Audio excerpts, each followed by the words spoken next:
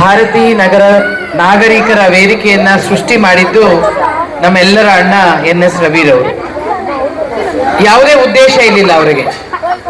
ನಾನು ಎಲೆಕ್ಷನ್ ನಿಲ್ಬೇಕು, ನನಗೆ ಓಟ್ ಕೊಡಬೇಕು, ನಂಗೆ ಇನ್ಯಾರೋ ಇದು ಮಾಡಬೇಕು ಆ ಥರದ್ದು ಏನೂ ಇರಲಿಲ್ಲ. ಮದುವೆ ಇಲ್ಲ, ಮುಂಜಿ ಇಲ್ಲ ಅವರು ರವಿ ಅಣ್ಣಗೆ. ಆದರೆ ನಮ್ಮ ಅಣ್ಣ ಅವನನ್ನ ಮಗು ತರ ಸಾಕ್ತ. ಆದ್ರೆ ಅವನ ಮನೆಗೆ ಎಷ್ಟು ಅನುಕೂಲವಾಗಿದ್ದೋ ಇಲ್ವೋ ಗೊತ್ತಿಲ್ಲ. ಆದ್ರೆ ಊರಿಗೆ ಪ್ರತಿಯೊಬ್ಬರಿಗೂ ರವಿ ಅಣ್ಣ ಅಂದ್ರೆ ಯಾರು ಅಂತ ಗೊತ್ತು. ಬಹುಶಃ ಯಾವ್ದಾದ್ರು ಒಂದು ಹಬ್ಬ ಬಂದ್ರೆ ಆ ಹಬ್ಬನ ಎಲ್ಲರ ಜೊತೆ ಆಚರಣೆ ಮಾಡೋದು. ಮನೇಲಿ ಮಾಡಿದ್ನೋ ಇಲ್ವೋ ಗೊತ್ತಿಲ್ಲ, ಆದ್ರೆ ಅವ್ನು ಬೀದಿಗೆ ಬಂದು ಹಬ್ಬ ಮಾಡ್ತಾ ಇದ್ದ. ಎಲ್ಲರಿಗೂ ಊಟ ಹಾಕೋನು, ಎಲ್ಲರಿಗೂ ಬಟ್ಟೆ ಕೊಡುವನು, ಯಾರಿಗಾದ್ರೂ ವಯಸ್ಸಾದವರಿಗೆ ಅವರಿಗೆ ಕಂಬಳಿ ಕೊಡೋದು, ಶಾಲು ಕೊಡೋದು, ಮಕ್ಕಳಿಗೆಲ್ಲ ಪುಸ್ತಕ ಕೊಡೋದು, ಕೇಕ್ ಕಟ್ ಮಾಡೋದು. ಕ್ರಿಸ್ಮಸ್ ಬಂದ್ರೆ ಕೇಕ್ ಕಟ್ ಮಾಡ್ತಿದ್ದ. ಈ ತರದ ಹಲವಾರು ನಿಮಗಳಿಗೋಸ್ಕರನೇ ಇದ್ದು ನಿಮಗೋಸ್ಕರನೇ ಅವರೆಲ್ಲೋ ಈಗ ನಮ್ಮನ್ನೆಲ್ಲ ಬಿಟ್ಟು ಹೋಗಿದ್ದಾರೆ ದೈಹಿಕವಾಗಿ ಅಷ್ಟೇ. ಆದ್ರೆ ಆ ಕೆಲಸವನ್ನ ಮುಂದುವರ್ಸ್ಕೊಂಡು ಹೋಗ್ತಿರೋದು ಅಣ್ಣನಿಗೆ ಮತ್ತೆ ನಮ್ಮ ಸೂರ್ಯನಿಗೆ ತುಂಬಾ ತುಂಬಾ ಥ್ಯಾಂಕ್ಸ್ ಹೇಳ್ತೀನಿ.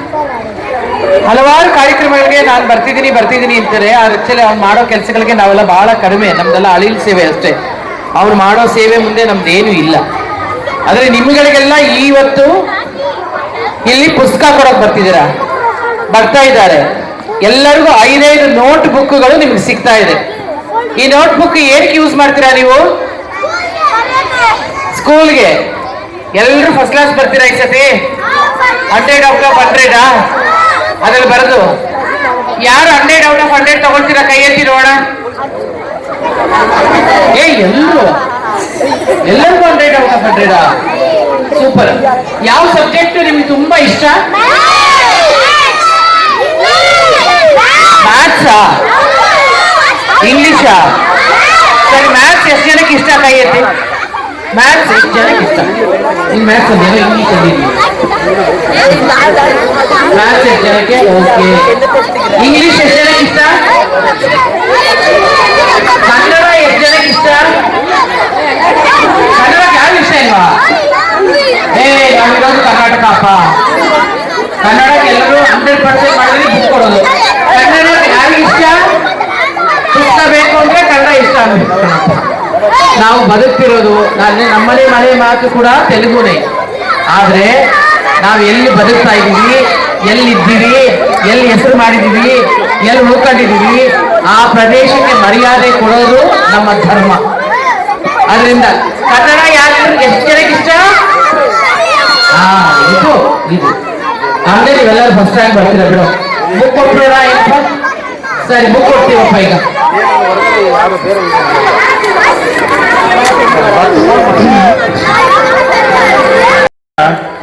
ಪ್ರತಿ ವರ್ಷ ನಾವು ಈ ಬಡ ಮಕ್ಕಳಿಗೆ ಪುಸ್ತಕಗಳು ವಿತರಣೆ ಮಾಡೋದು, ಸಮವಸ್ತ್ರ ವಿತರಣೆ ಮಾಡೋದು, ಹಾಗೂ ಈ ಹಿರಿಯ ನಾಗರಿಕರಿಗೆ ಕಂಬಳಿ ಅಂಥದ್ದು ರಘುನ ವಿತರಣೆ ಮಾಡೋ ಕೆಲಸ, ಹಾಗೂ ಈ ಹೊಸ ವರ್ಷ ಬಂದಾಗ, ಸಂಕ್ರಾಂತಿ ಬಂದಾಗ, ಕ್ರಿಸ್ಮಸ್ ಬಂದಾಗ, ಉಗಾದಿ ಬಂದಾಗ, ಅದೇ ಥರ ದೀಪಾವಳಿ ಬಂದಾಗ, ದಸರಾ ಹಬ್ಬ ಬಂದಾಗ, ಕ್ರಿಸ್ಮಸ್ ಬಂದಾಗ ಸಹ ನಾವು ನಮ್ಮ ಭಾರತೀಯ ನಗರ ವೇದಿಕೆಯ ವತಿಯಿಂದ ಏನಾನ ಒಂದು ಸಮಾಜ ಸೇವೆಯನ್ನ ನಮ್ಮ ಜನಗಳಿಗೆ ಮಾಡ್ಬೇಕಂತೇಳಿ ಯಾವ್ದಾನ ಒಂದು ಕಾರ್ಯಕ್ರಮಗಳು ನಾವು ಮಾಡ್ತಾ ಇದ್ರಿ. ಪ್ರತಿ ವರ್ಷ ಸುಮಾರು 10 ರಿಂದ 12 ಕಾರ್ಯಕ್ರಮಗಳು ನಾವು ಮಾಡ್ತಾ ಇದ್ವಿ. ಆದರೆ ಇವತ್ತು ಮಾತ್ರ ವಿಶೇಷವಾಗಿ ನಮ್ಮ PSI ನಾಯ್ಡು ರೋಡ್ನಲ್ಲಿ ಹೌಸಿಂಗ್ ಬೋರ್ಡ್ ಪುಟಾಣಿ ಮಕ್ಕಳಿಗೆ ನೋಟ್ ಬುಕ್ಸ್ ವಿತರಣೆ ಮಾಡ್ಬೇಕಂತೇಳಿ ಇವತ್ತು ಈ ಒಂದು ಕಾರ್ಯಕ್ರಮಕ್ಕೆ ನಮ್ಮ ಹಿರಿಯ ಕಲಾವಿದರಾದಂಥ ಶ್ರೀಮತಿ ತಾರಾ ಅನುರಾಧ ಮೇಡಮ್ ಅವರು ಬಂದಿದ್ದಾರೆ. ಅವರಿಗೆ ನಮ್ಮ ಭಾರತೀಯ ನಗರ ನಿವಾಸಿಗಳ ವೇದಿಕೆ ವತಿಯಿಂದ ಹೃದಯಪೂರ್ವಕವಾಗಿ ಸ್ವಾಗತವನ್ನ ಕೋರ್ತಾ ಇದ್ದೇನೆ. ಎಲ್ಲರೂ ದಯವಿಟ್ಟು ಚಪ್ಪಾಳೆ ಹೊಡೆಯಿರಿ.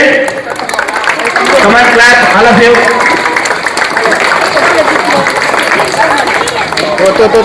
ಅದೇ ರೀತಿ ನಿಮ್ಗೆಲ್ಲ ಗೊತ್ತಿರಬೇಕು, ಈ ಒಂದು ಭಾರತೀಯ ನಗರ ನಿವಾಸಿಗಳ ವೇದಿಕೆಯನ್ನು ಸ್ಥಾಪನೆ ಮಾಡಿದ್ದು ನಮ್ಮ NS ರವಿ ಅವರು, ಸಮಾಜ ಸೇವಕರು.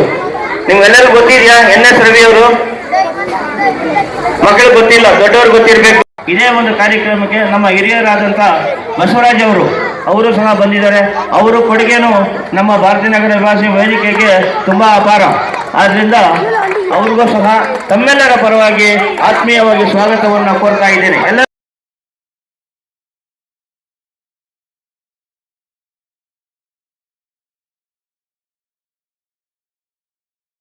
ಕಾಂಪಿಟೇಷನ್ ಅಲ್ಲಿ ಭಾಗವಹಿಸಿದ್ದಾರೆ. ಬಾಡಿ ಬಿಲ್ಡಿಂಗ್ ಅಲ್ಲಿ ಎಲ್ಲದರಲ್ಲೂ ಪ್ರಶಸ್ತಿ ಪಡೆದಿದ್ದಾರೆ. ಅಂದ್ರೆ ಏನ್ ಸ್ಟ್ರಾಂಗ್ ಅಂತ ಅನ್ಕೊಳ್ಳಿ. ಕ್ರೈಮ್ ಕಂಟ್ರೋಲ್ ಮಾಡೋದ್ರಲ್ಲಿ ಎತ್ತಿದ ಕೈಲಿ ಅಂತ ನಮ್ಮ ಸೂರ್ಯನ್ ಹೇಳ್ಕೊಡ್ತೀನಿ, ಯಾಕಂದ್ರೆ ನಾನು ಶ್ರೀನಿವಾಸ್ ಇವಾಗಲೇ ನೋಡ್ತಿರೋದು. ಕ್ರೈಮ್ ಕಂಟ್ರೋಲ್ ಅಲ್ಲಿ ಇಲ್ಲಿ ಈ ಭಾಗದಲ್ಲಿ ಕ್ರೈಮೇ ನಡೆದೇ ಇರೋ ತರ ನೋಡ್ಕೊಳ್ತಿರೋದು ಶ್ರೀನಿವಾಸ್ ಅವರ ಜವಾಬ್ದಾರಿ. ಅದರಿಂದ ಅವರಿಗೆ ನಮ್ಮ ವೇದಿಕೆಯಿಂದ ಅವರಿಗೆ ಸನ್ಮಾನ ಮಾಡ್ತಾ ಇದ್ದಾರೆ. ಸುರೇಶ್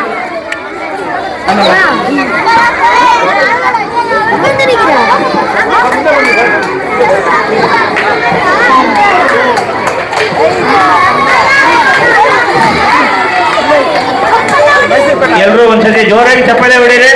ನಮ್ಮ ಸಾರ್ಗೆ, ಶ್ರೀನಿವಾಸ ಮೂರ್ತಿ ಸಾರ್ಗೆ ಸನ್ಮಾನ ಮಾಡ್ತಾ ಇದ್ದೀರಿ. ನಿಮ್ಮೆಲ್ಲರ ಪರವಾಗಿ ಅವ್ರಿಗೆ ಸನ್ಮಾನ ಮಾಡೋದು ನಾವು, ಯಾಕಂದ್ರೆ ನಿಮ್ಮನ್ನೆಲ್ಲ ಚೆನ್ನಾಗಿ ನೋಡಬೇಕು.